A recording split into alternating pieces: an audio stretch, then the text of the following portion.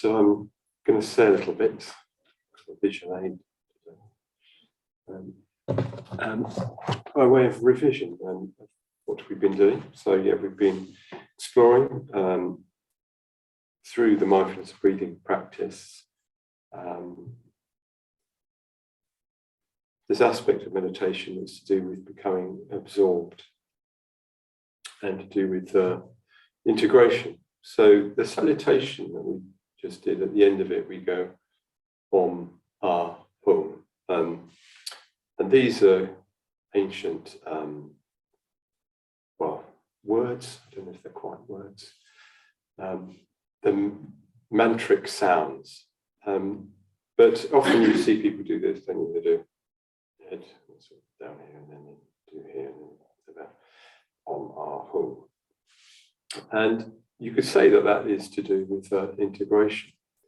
The word Om is untranslatable, but it kind of is to do with the universal transcendental nature of things. And the Ah and the Hum are kind of bringing those down into a more sort of embodied earthly manifestation. Ultimately, none of that is separate, but at least in terms of practice. So hung is particularly associated with the body or the heart, this. And sometimes you get people say, oh, hung, like you mean it, like you're trying to sort of embody it, bring that into ourselves. So in a way, it represents that path of integration, of embodying what are the transcendental principle that Buddhism talks about into the actual, into the real. There's a bit of cosmic background. So meditation and the path of absorption. This word dhyana, which the Buddha was very keen on, this sort of meditation, because he saw the benefit on all sorts of levels. It's a benefit from the point of view of spiritual practice and the path to awakening, but it's also a benefit on an ordinary human level of moving away from the distracted, conflicted mind that a lot of the time we occupy. So you could say with meditation, or this sort of meditation, we're trying to do two things. We're trying to sort of move away from one aspect, and we're trying to sort of move towards another. So just as with the Buddhist precepts, you get these two aspects of it. So you get you undertake this training principle of abstaining from harming living beings, and with deeds of loving kindness, I purify my body. So the same is going on with our meditation practice, that we are trying to move away from those elements of our experience which represent that conflicted, unintegrated mind, and towards the integrated mind. So we've been talking over the last few weeks, since we started with the mindfulness of breathing back in January, about the hindrances. That's the sort of moving away, what we're trying to move away from, and these factors of absorption that we're trying to move towards. So just want to have a little recap on the hindrances, and do a couple of exercises just to get a bit more familiar with that. So basically, a hindrance in meditation is whatever it is that's preventing us from becoming more absorbed. There's a traditional list of these hindrances that we've talked about. So, I mean, tell me whether you recognize them. So, restlessness and anxiety. Do we recognize that as a hindrance? I always thought we might, most of us. So what's that like? Restlessness and anxiety. What's our experience of that? Or do we feel it? What characterizes it? Sort of jitteriness. Jitteriness, yeah.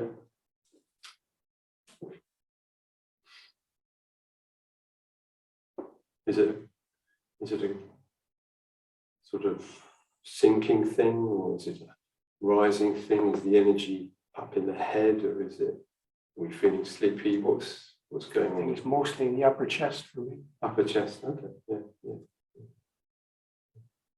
Other people, where do they experience restlessness and anxiety? For me, it's more about the mind. It's a chaotic monkey mind. Yeah, right. And that can be positive or negative experience.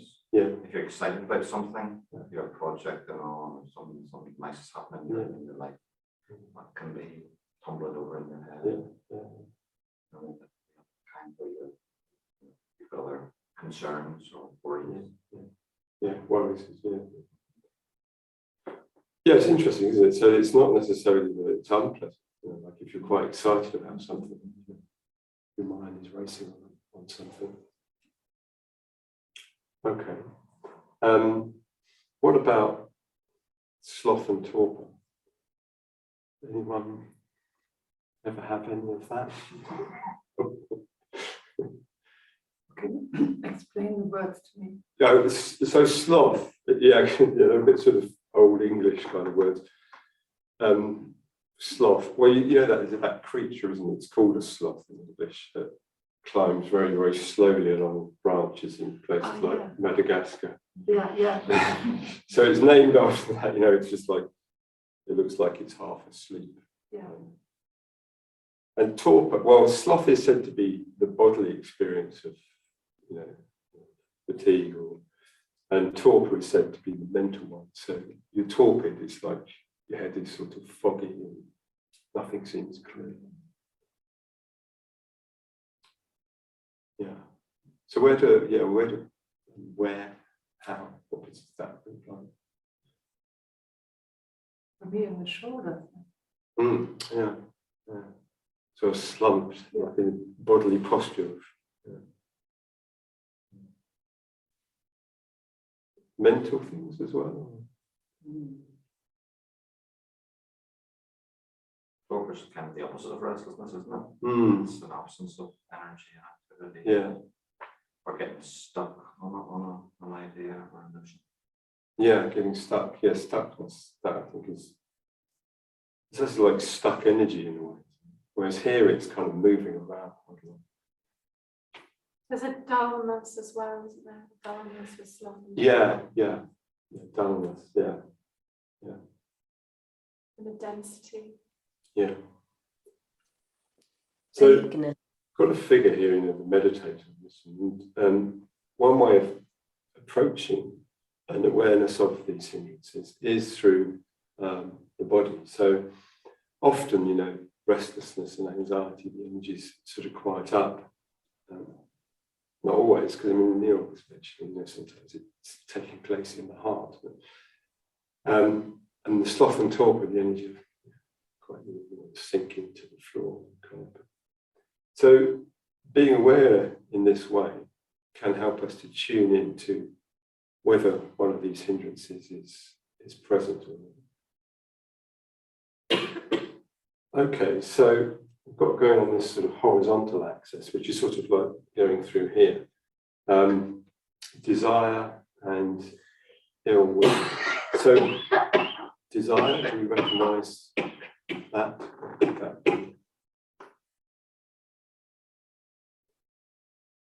Well, it's kind of, for me, that's the positive element of restlessness.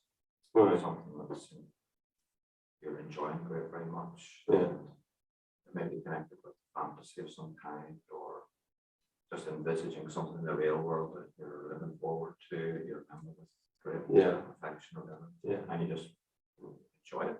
Right. Yeah. So again, not necessarily No. a bad thing.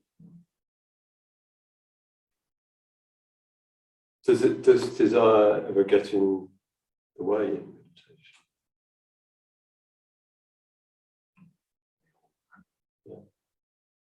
How does it Just thoughts arise. Don't they? yeah. Couldn't hear you. Thoughts arise. Often typically unbidden. Right. Yeah. And before you know it, you're cultivating them or indulging them.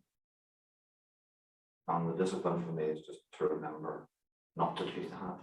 Sometimes you're well into a train of thought before you realize, hang on, I'm supposed to be meditating here. How do I get out of it? Yeah. I'm actually quite enjoying this restlessness, so maybe I'll just stay with it for a wee while. Yeah. That's one of the principal challenges for me. Yeah. So it's like those thoughts can be quite enjoyable. Yeah. But at the same time, you're not really focusing on Yes, breathing. it's not really what you should be doing because you've decided to meditate for other reasons. Yeah. Yeah. The desire is always something that isn't here and now, isn't it? Yes. Yeah. So your mind's elsewhere. Yeah. Very often, very linked to future thinking in some way, like some future pleasant experience, whether that's food, sex, sort of something very obvious, or whether it's something more subtle. And I think there's this phenomenon that's it's just the wandering mind. You're just wandering around in your thoughts, and I don't know if your head is anything like mine, but I mean it can just be quite entertaining sometimes. I don't think about it, just think about that. And off you go, and it's just endless. The mind will just find something to think about. But like dreaming. Well, in a way, yes, daydreaming kind of, wanders around. It's fantasizing. Isn't it? Well, yeah, it's fantasizing, or it's just thinking, I don't know, I might plan a holiday. Yeah, we could do that. And off you go. There's something sort of mildly kind of pleasant in all of that. But like you say, you're not here, you're not now, and you're not with the breathing, because you can't be with the breathing and be doing that at the same time. When the desire is more energetic, though, I find that much more unpleasant and a different kind of hindrance. Yeah. So if it's a desire to physically scratch an itch, that can be really intense. Right. Or if it's sexual desire, it can be really distracting and intense and almost unpleasant. Yeah. And I tend to work, if it's energetic, I tend to work with it slightly differently than if it's mental. Right. Yeah. Kind of daydreaming. Okay. So there could be mental, and the more mental aspect of this, and a more bodily aspect of this as well. Yeah.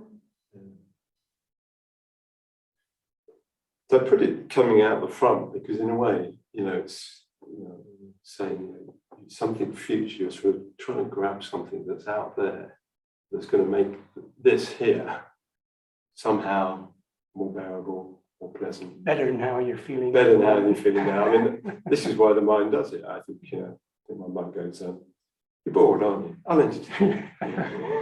I've got loads of stuff, a lifetime of stuff I can keep you going. I can make you feel angry. That'll be better than just sitting here. Okay, so that does bring us to the other one, ill will, which I've got sort of going out the back. Do we recognise that? Do we ever have ill will? Sorry, what did you say just now? Ill will. Oh, yeah, that one. Yeah. Some of that. Yeah. People, governments, all sorts.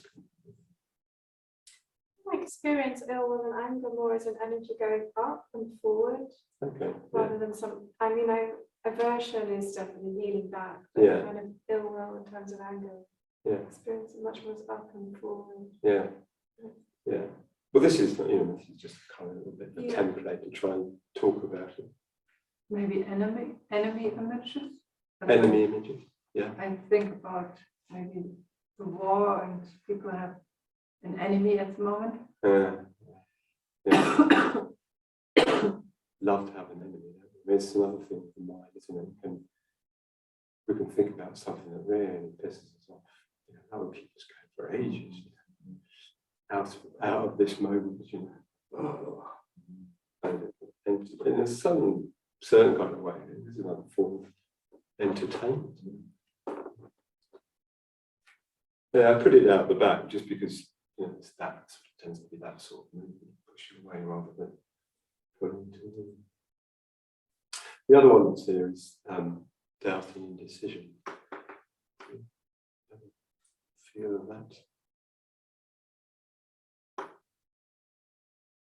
What was the second one? Doubt? Indecision. Indecision. Yeah. So, yeah. I always feel a bit of anxiety when I have that. Yeah. You mean doubt and indecision about meditative process, or?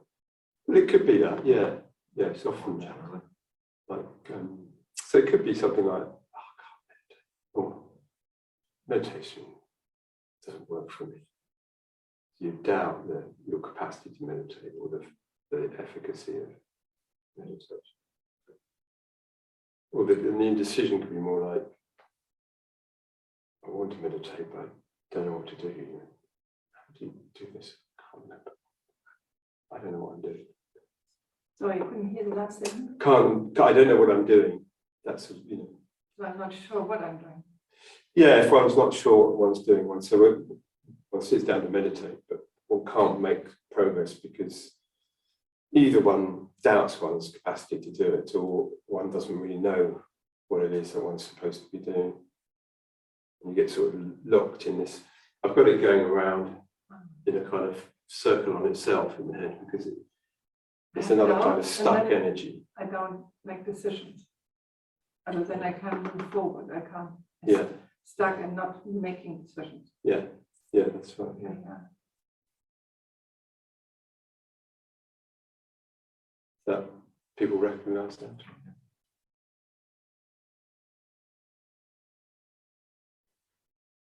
So, in one way of approaching this through the body is simply to, experience it, know where one is in relation to those things, and try and move, as it were, in the opposite direction of it.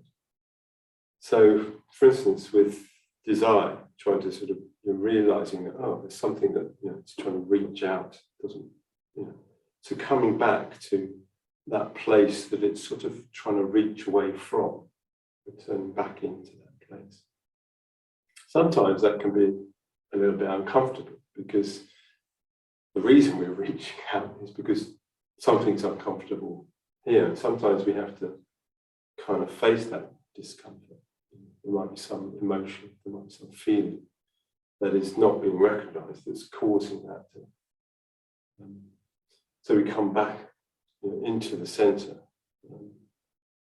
All of these are really about coming back into that center.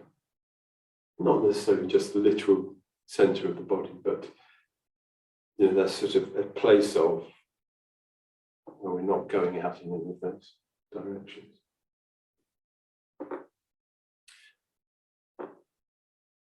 Should we have a little bit of a practice on this? Looking for what might be there in these different categories.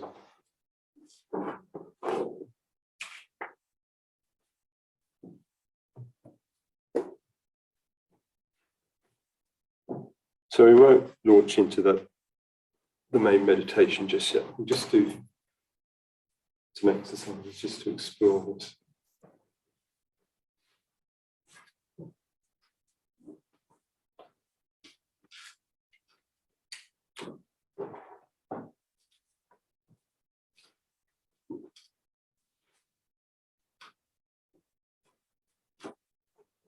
So thinking about these hindrances and maybe what ones we tend to kind of get into, because you can see the hindrances as being energetic patterns of our life in general. So maybe we're somebody who spends a lot, tends to go towards the anxious, or we tend to go towards the slothful. And they become, the hindrances in a way become things to work on in our life in general. So it's useful to think about, but to find them directly in meditation, that is particularly useful, I think.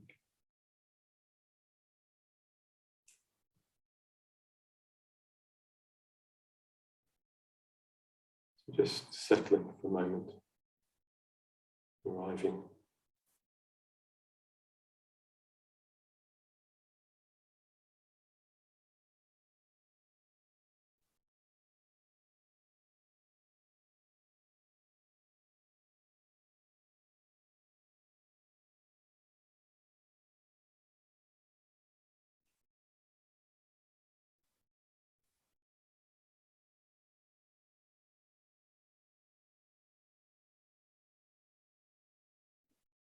We're just tuning in with the breathing a little bit to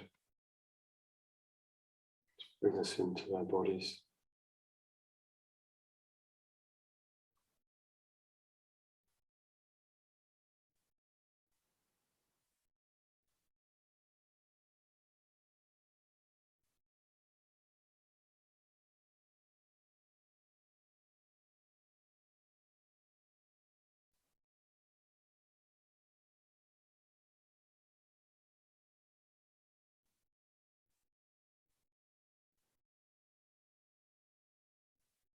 So we've got these two axes, the vertical and the horizontal, that we can look at. So imagine starting in the center, in the heart.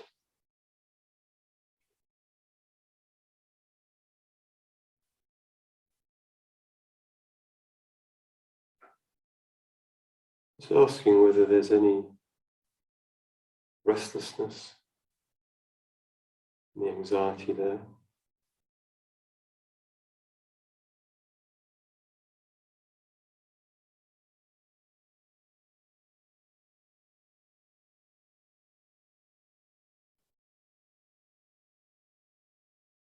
So that restlessness may be in the body, difficulty with just settling in the body.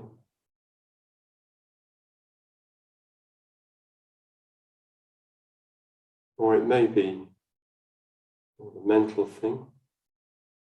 There's lots of thoughts running around, maybe thoughts about what have I got to do, worrying about something, anxious about something.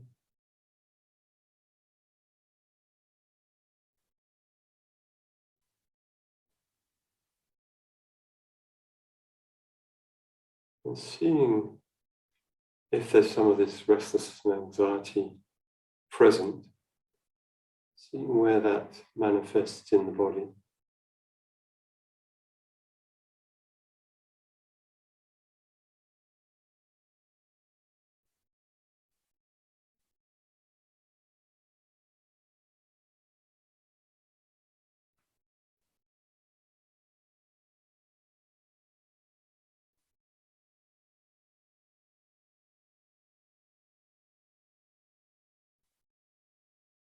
Whether the energy feels up in the head, with lots of thoughts,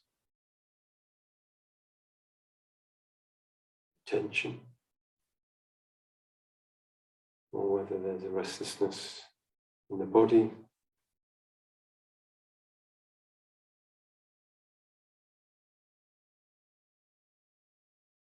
So it's like we're actually trying to find the hindrance itself, where it resides.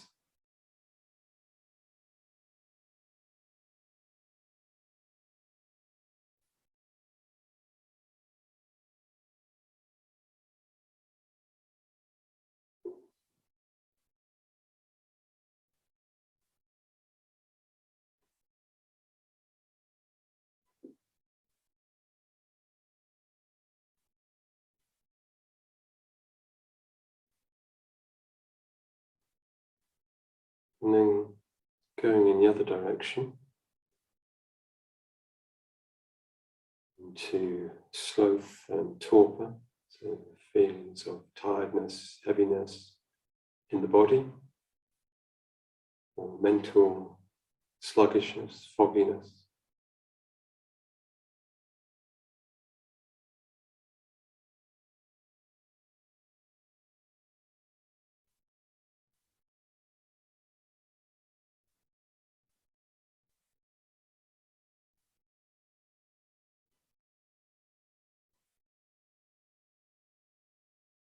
So with the body, feel like a sense of wanting to sink down, wanting to sink into a kind of unconsciousness.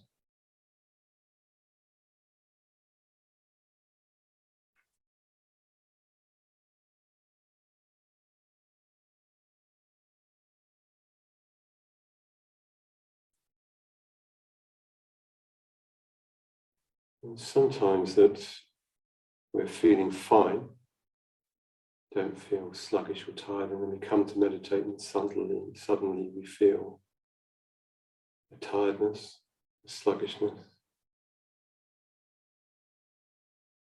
So sloth and torpor can be an avoidance strategy as well. There's something doesn't want to be present, so we're just trying to go unconscious.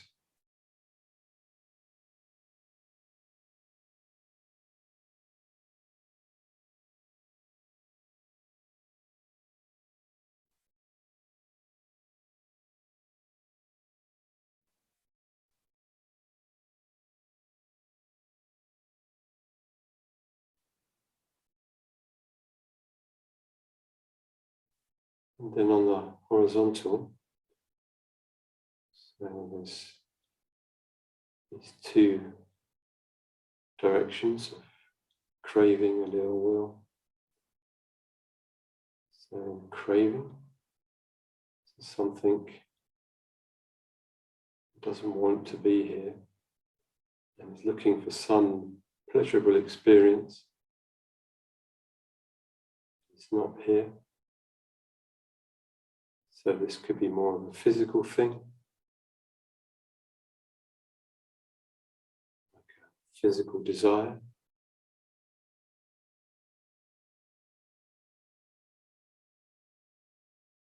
Or it could be more of a mental thing, wanting some sort of mental interest or stimulation. It can appear as wandering thoughts, thinking about this, thinking about that.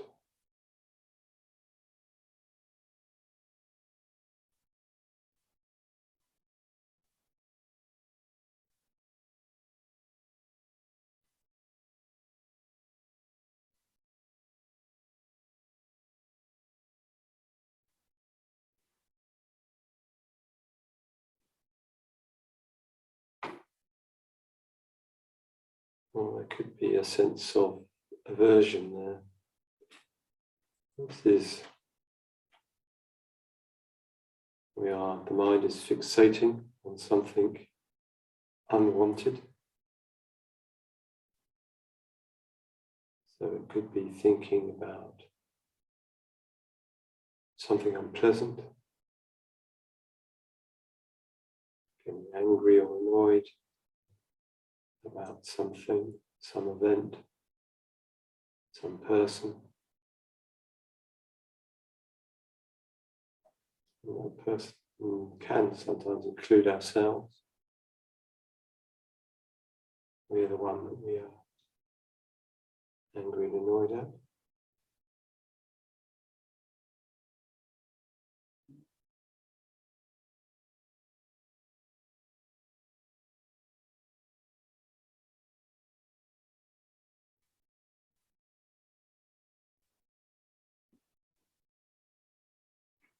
Or it could be this other one of doubt and indecision, of the 5 hindrances.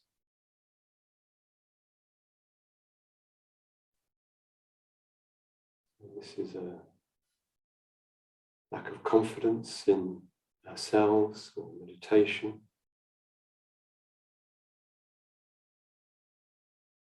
or an inability to act because we are constantly questioning ourselves, questioning what we're doing.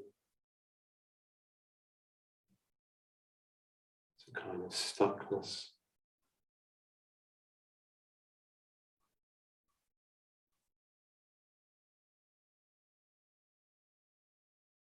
Like energy turning on itself in circles.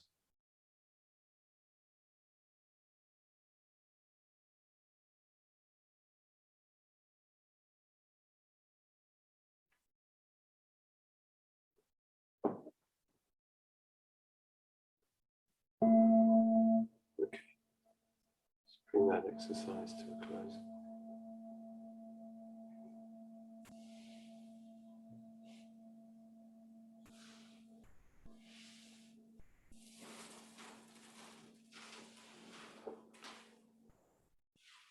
So I hope through that we were able to notice something. Of course, the other possibilities are we were just fine, and none of those things was particularly going on.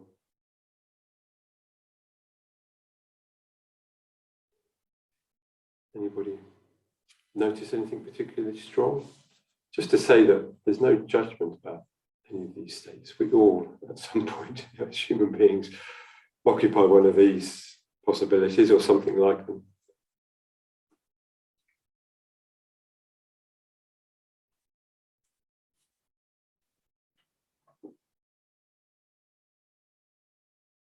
I found it, I was pretty much as restless, but because you were guiding us, it was easier to come out of it.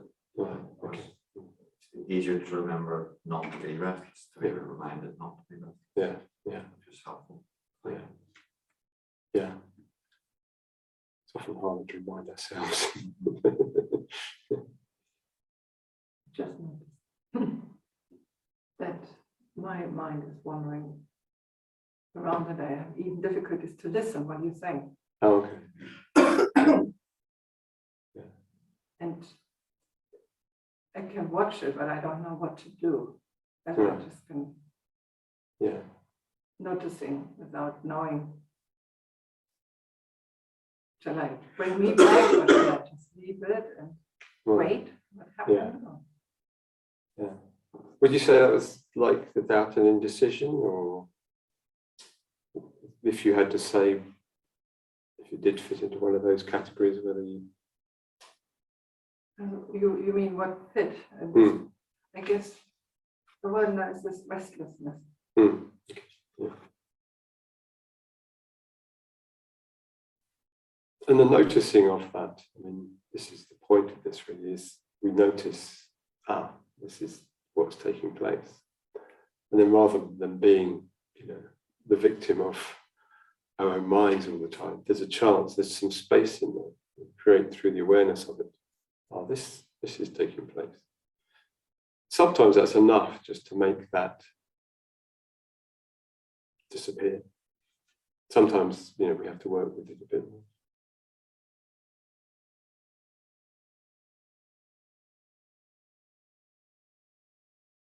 Okay. Anyone else that want to? Yes, I was in the one that goes round and round, Right. because I was wondering how I might contribute later. Yes, yes. Yeah, indecision. Yeah. Yeah. That's a classic, isn't it? Rehearsing what am I going to say when it comes to that. Yeah.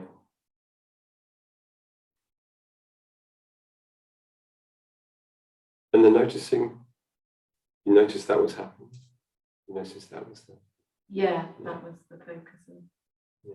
the energy. Yeah, it wasn't quite so much. There was a bit of anxiety in there, I guess. Yeah. But mostly it was the indecision. Yeah. Right. Yeah, because there were two things I was noticing. I was kind of, which one is stronger? Yeah. Yeah. And in the noticing of that, was that helping you to notice that? No, it kept coming back. Yeah. Okay. Just noticing didn't sort of dissipate it. Yeah. It kept Yeah. coming back.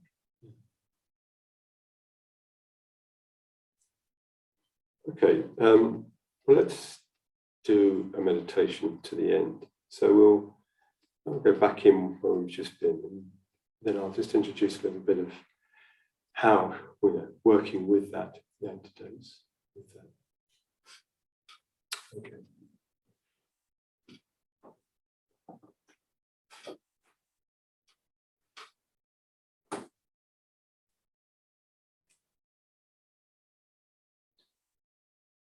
So dropping back into that meditative space, and tuning in again with the breathing.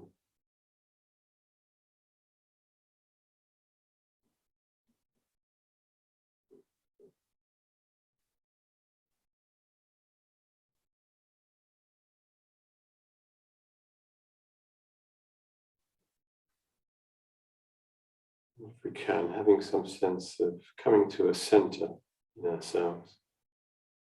That could be the literal center of our body, around the sort of heart area, chest area, or abdomen.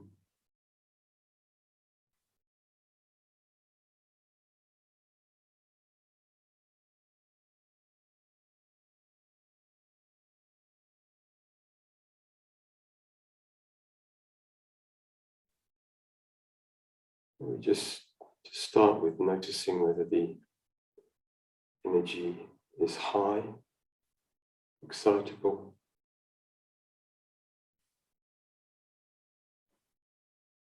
kind of restless, excitable energy, or whether the energy is low, kind of sleepy.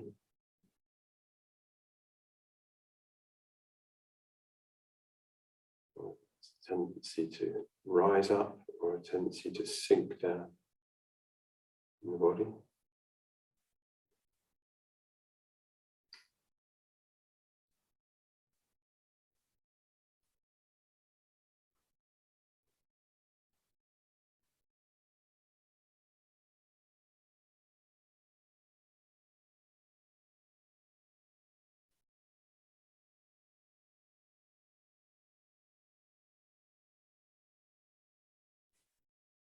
These are the two hindrances on that vertical axis.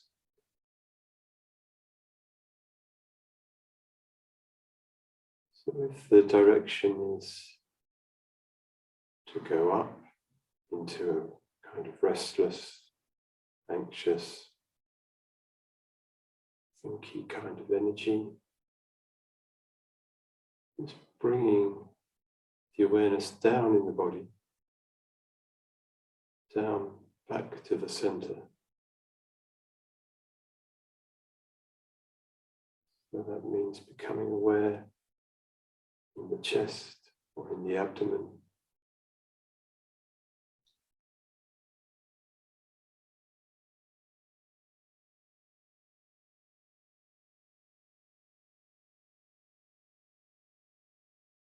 So be aware of the breathing in the chest or abdomen. Be aware of the rising and falling of the abdomen.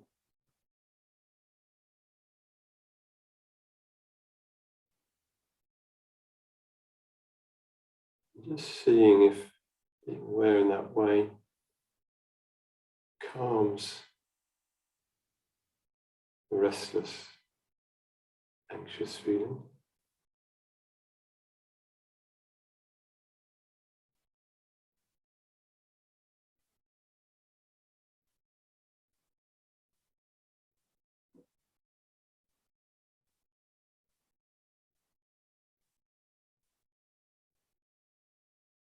And if the energy is in the opposite direction, towards sloth and torpor,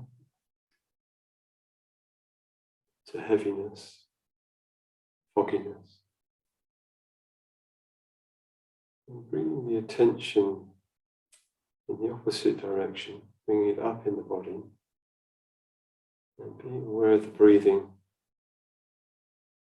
around the tip of the nose, that place where we first feel the breath coming into the body. And see if we can notice a kind of sharp, bright quality of the breath.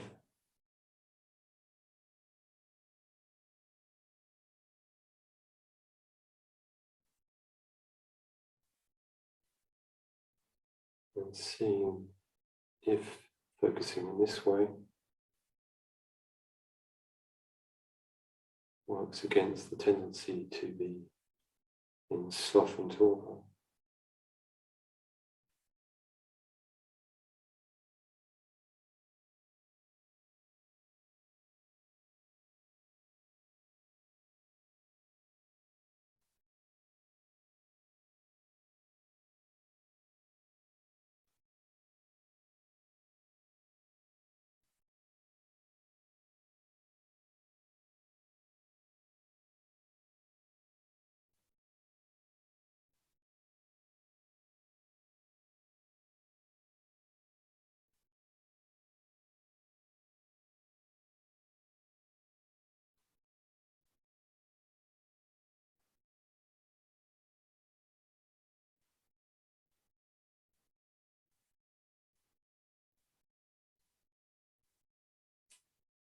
And on the horizontal axis, noticing if there's any movement to reach out, as it were, to something that's not present, wanting to have or get some experience that's not here, some pleasurable experience. That might be something in the mind's eye that's quite tangible, like food or pleasure or sex or whatever. Or it might be more subtle, more mental. Just a tendency to want to think about this and that.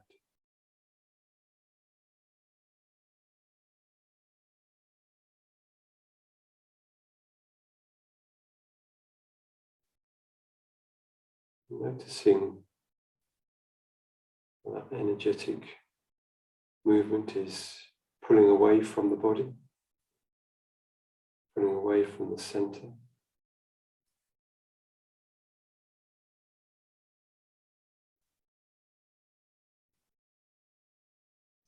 It's to do with not wanting to be here with this now.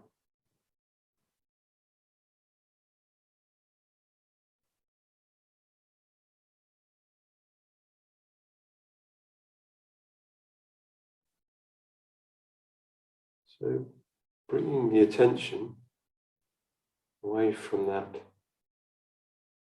kind of forward, grasping after something, bringing it back into the body, back into the center, back into the chest or abdomen.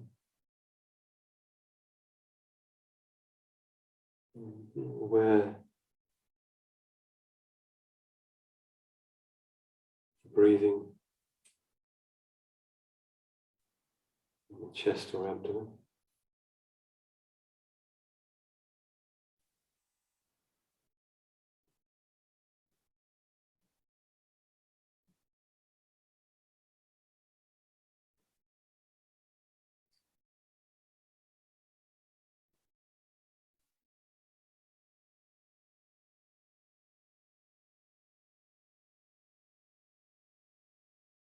So conscious that in that return into the body, you might find the discomfort of not wanting to be here.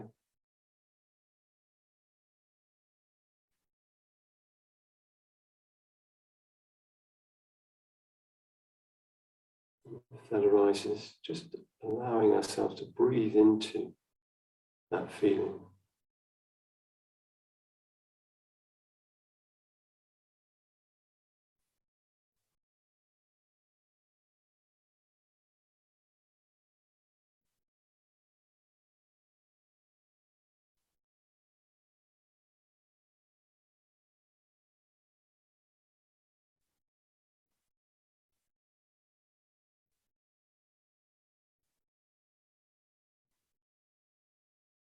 Or it may be that there's an aversion to something in our experience. We're wanting to push something away, something unpleasant, some sense of hurt, some sense of pain.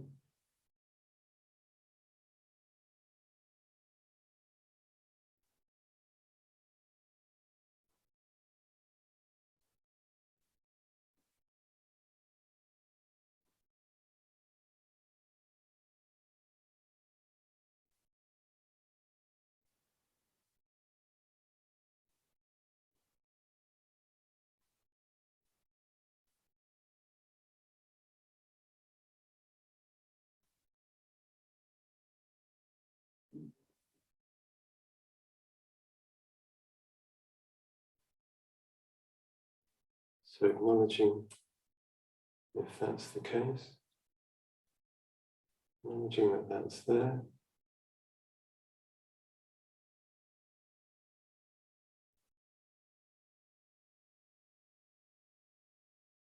And with a kindly movement, bringing the attention back into the center, back to the breathing in the chest, back into the heart.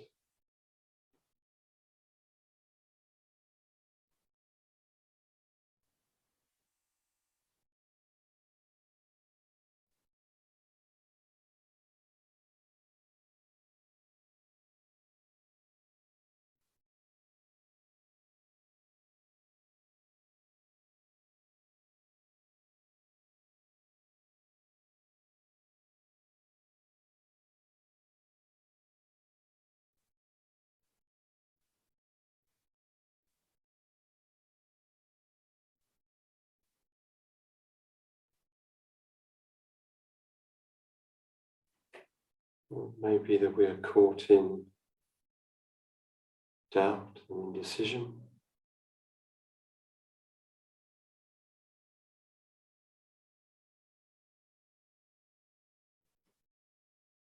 I'm not sure about this.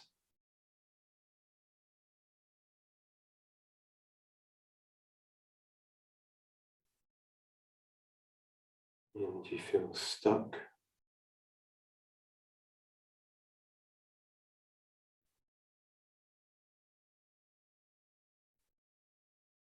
Going round in circles.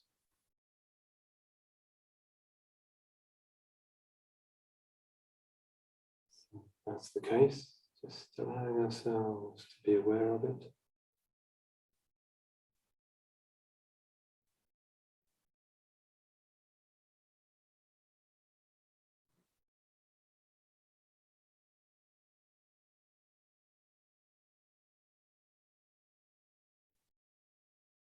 The energy sink down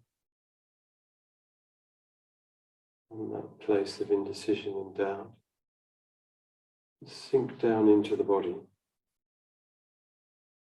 into the chest or into the abdomen.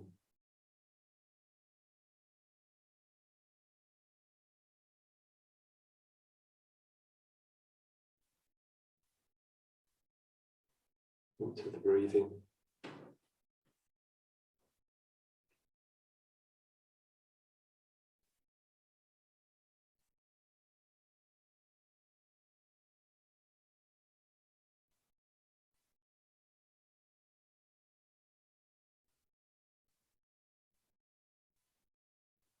Picking up on a sense of contentment,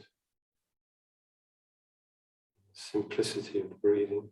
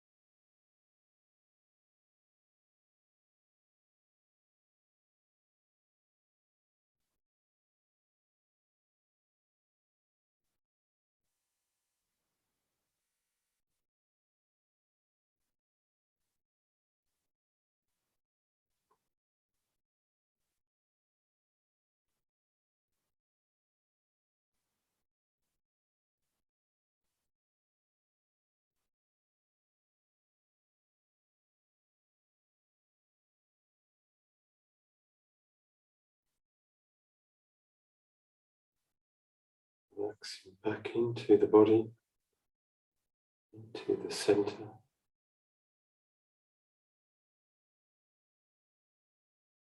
Into that alive stillness.